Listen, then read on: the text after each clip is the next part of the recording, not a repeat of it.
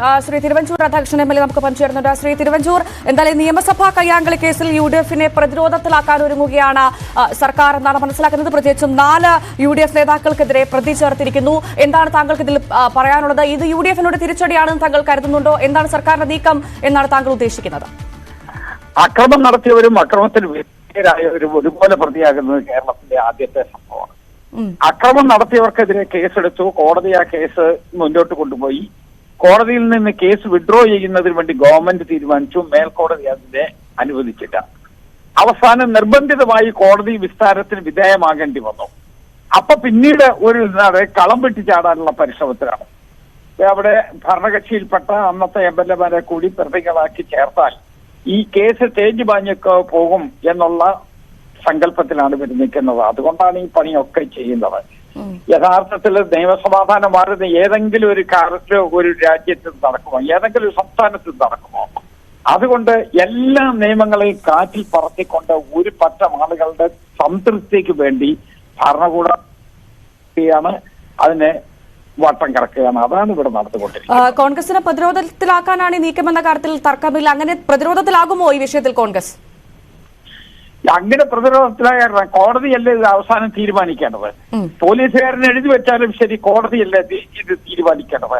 കോടതിയിൽ വരട്ടെ, കോടതിയിൽ വരുമ്പോ കോടതി കാണാം. ഈ മന്ത്രി ശിവൻകുട്ടി അടക്കം ഉൾപ്പെട്ട കേസാണെന്ന് താങ്കൾക്കറിയാം. മൊത്തത്തിൽ മന്ത്രി അടക്കം സംരക്ഷിക്കാനുള്ളൊരു നീക്കമാണോ സർക്കാരിന്റെ ഭാഗത്തുനിന്ന് ഉണ്ടാകുന്നത് താങ്കൾ കരുതുന്നുണ്ടോ? അന്നത്തെ വിഷ്വൽസ് നിങ്ങളുടെ കയ്യിലുണ്ടെന്ന് വരില്ല. ദയവായിട്ടൊന്ന് ജനങ്ങളെ ഒന്ന് കാണിച്ചു കൊടുക്കുക. തീർച്ചയായും. അന്ന് പ്രതിപക്ഷം ഇരുന്നത് എവിടെയാണ്? അന്ന് ഭരണകക്ഷി ഇരുന്നത് എവിടെയാണ്?